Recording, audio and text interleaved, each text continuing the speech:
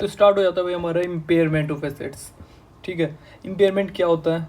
जब भी कोई reduction in value of asset हो जाती है तो उसको हम कहते हैं, जब कैरिंग अमाउंट जो है ना वो एक्सीड कर जाती है रिकवरेबल अमाउंट ऑफ एसेट से, या फिर आपकी फेयर वैल्यू जो है वो कम है कैरिंग अमाउंट से, कुछ भी कह लो कि वो तो या तो वो बढ़ गया वो कम हो गई।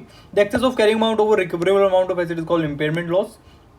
सिंपल सी, carrying amount is bigger than is more than recoverable amount. Carrying amount जो book value balance sheet value में आती है। रिकवरेबल अमाउंट दो तरह के हो सकते हैं, एनएफवी और value in use. Value in use वो हो गई जो कि आपकी प्रेजेंट वैल्यू फैक्टर लगा के आपकी जो प्रेजेंट वैल्यू आ जाए वो आपकी वैल्यू इन यूज है। और नेट फेयर वैल्यू आपकी फेयर वैल्यू में से अगर कॉस्ट टू सेल लेस कर दें, कॉस्ट ऑफ डिस्पोजल, तो वो आपकी आ जाती है net fair value. Impairment loss है डेबिट टू एसेट और P and L account debit to impairment loss. ये तो सिंपल सी एंट्री है, सबको आती है।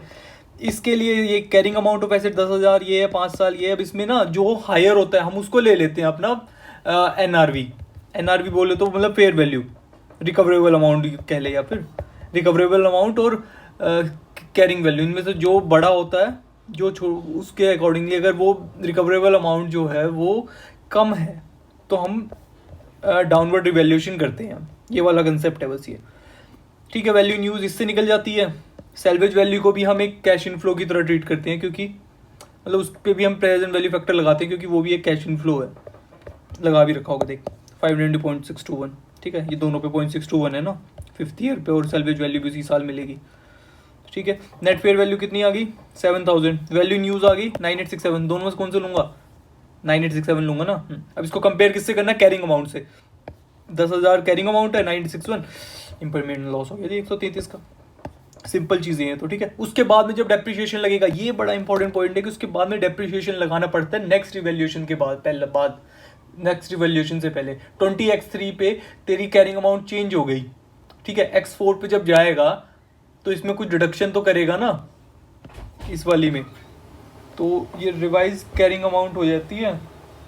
और इसको डिवाइड कर लेंगे 5 ईयर से, मतलब जो भी आपका उस टाइम पे चल रहा है, जो भी आपकी लाइफ ऑफ एसेट है, remaining useful life of asset है, उससे सब डिवाइड करके अपना निकाल लेंगे आप।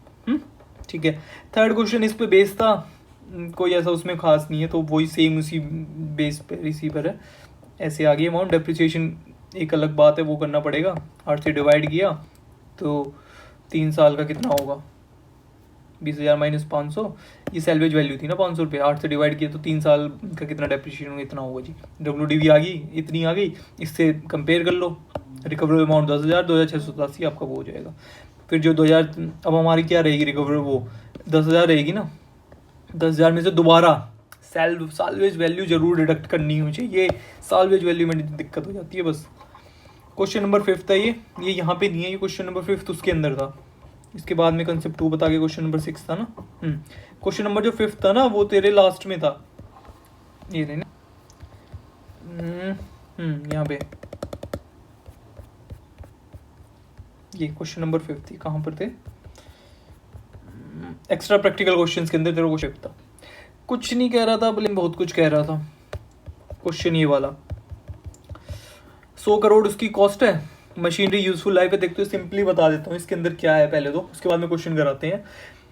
जो आपका इम्पेयरमेंट लॉस है ना, पहले साल में जितना हो गया सो हो गया, क्योंकि कैरिंग अमाउंट भी उस टाइम पे सेम है, मतलब एकदम नई कैरिंग अमाउंट है। अगर आप ओरिजिनली डेप्रिशिएट करते, क्योंकि जब तक रिवैल्यूएशन हुई नहीं थी, ठीक है, तो कैरिंग अमाउंट सेम ही रहेगी। एक ही कैरिंग अमाउंट है, 2 कैरिंग अमाउंट ही नहीं है, सिंपल सी बात है, क्योंकि कुछ डेप्रिशिएट नहीं हुआ। बात यह है कि जो आपका इम्पेयरमेंट लॉस है ना, जो आप डाउनवर्ड रिवैल्यूएशन कर रहे हो, वो आपकी जो मैक्सिमम है, वो मैक्सिमम आपकी कितनी हो सकती है? वो मैक्सिमम आपकी कैरिंग अमाउंट तक हो सकती है। देखो जितनी है वो तो है ही है, लेकिन आपकी जो, बताता हूं,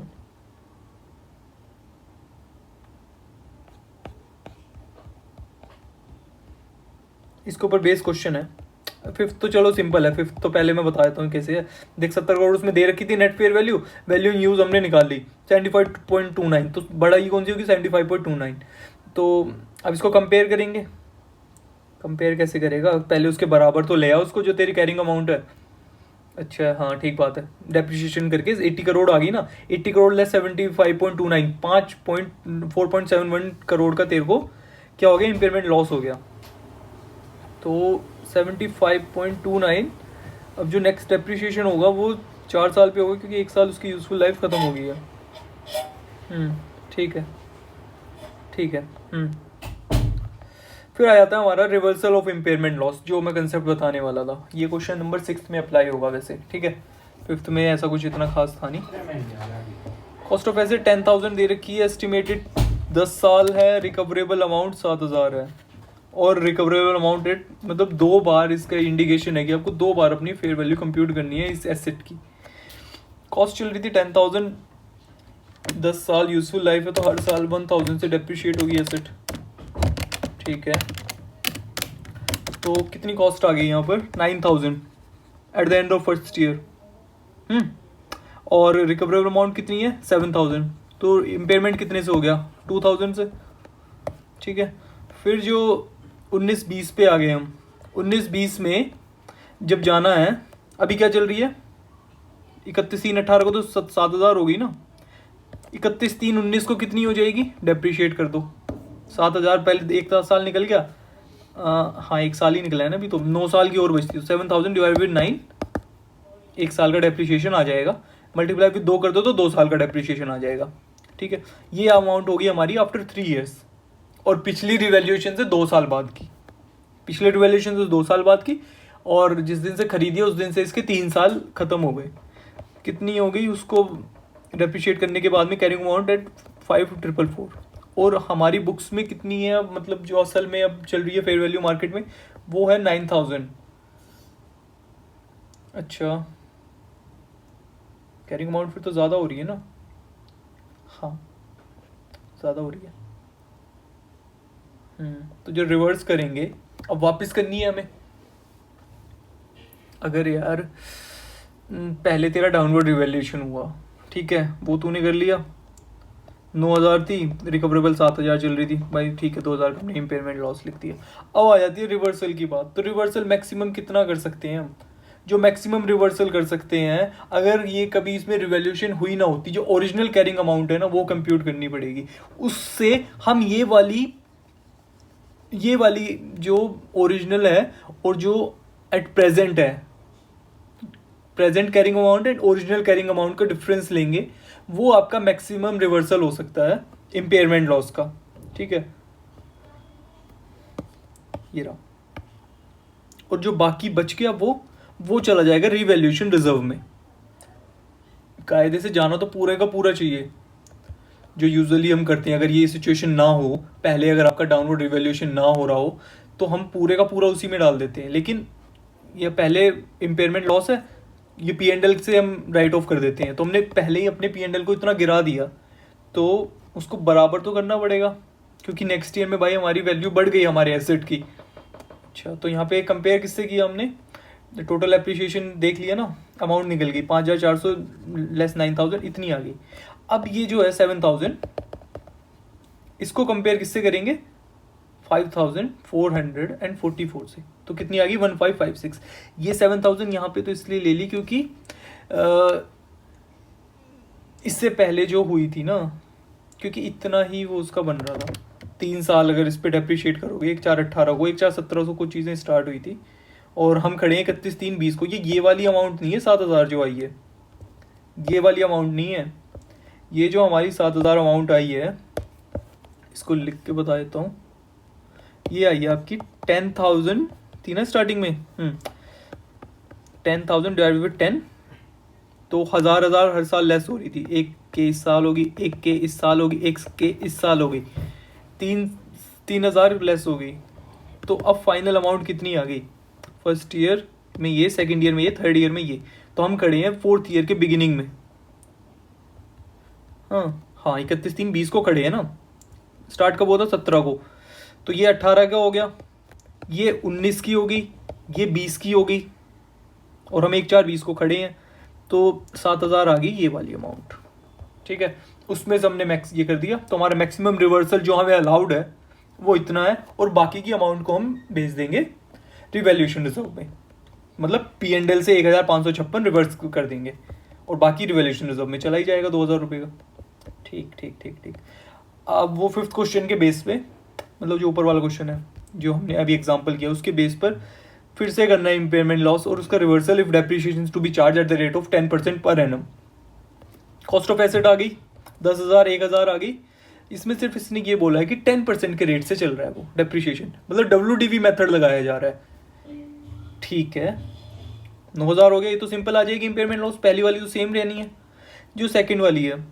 अब कितनी होगी तेरी करंट वैल्यू, कैरिंग वैल्यू कितनी होगी, जो लास्ट फेयर वैल्यू थी वही आपकी कैरिंग वैल्यू हो जाएगी ना इस बार। ठीक है 7,000 हो गई, उसमें से डेप्रिशिएट होंगे 18, 19 और 19, 20 2 साल के डेप्रिशिएशन 700, 630। ठीक है तो अब कितनी आ गई 5670 आ गई। ये क्या है WDV है। कंपेयर किससे करेंगे इसको 9,000 से, मैक्सिमम निकाल लो कितना जो टोटल रिवैल्यूएशन होगा, अपवर्ड रिवैल्यूएशन। ठीक है वो 3,330 होगा। अब इसमें से कुछ पोर्शन तो जाएगा आपका, टोटल एप्रिसिएशन 3,330 है, कुछ पोर्शन इसमें जाएगा रिवैल्यूएशन रिजर्व में और कुछ जाएगा P&L में, मतलब रिवर्स P&L से होगा और कुछ क्रेडिट कर देगा रिवैल्यूएशन रिजर्व को, बढ़ा देगा कुछ अमाउंट। ठीक है तो वो कैसे, मैक्सिमम कितना हम बोलते हैं जो हम मैक्सिमम रिवर्स कर सकते हैं वो उतना कर सकते हैं जितनी आज हमारी कैरिंग अमाउंट है। क्योंकि अगर ये इम्पेयरमेंट ना हुआ होता, अगर ये रिवैल्यूएशन ना हुए होते तो आज हमारी इतनी अमाउंट होती है और हम इतने तक का ही आपको अलाउ करते हैं कि आप जो रिवर्स कर सकते हो। इसका मतलब यही है कि मैक्सिमम जो मैक्सिमम रिवर्स कर सकते हो, मैक्सिमम रिवर्स कर सकते हो एज इन आपकी जो इस टाइम अगर कैरिंग अमाउंट होती है, अगर आप फेयर वैल्यू मॉडल, क्योंकि इसके अंदर ना कॉस्ट मॉडल लग रहा है एक तरह से। ठीक है जिसमें कि अपवर्ड रिवैल्यूएशन इसमें अभी तक वैसे अलाउ नहीं है, उससे रिलेटेड है थोड़ा सा। ये कट कर इस चीज़ को, समझ नहीं आई ये बात क्यों करती है, उसका रीजनिंग लॉजिक मिसिंग है मेरे पास में, ढंग से नहीं है। ठीक है देखेंगे चलो उसको, बट चीज़ समझ आ गई है ना। मैक्सिमम जो है वो उस तक जाएगा यार, प्रेजेंटेशन का रूल है कि मैक्सिमम उससे आगे नहीं जाना। याद करने के लिए रीजनिंग चाहिए होती है, बस इतनी बात है।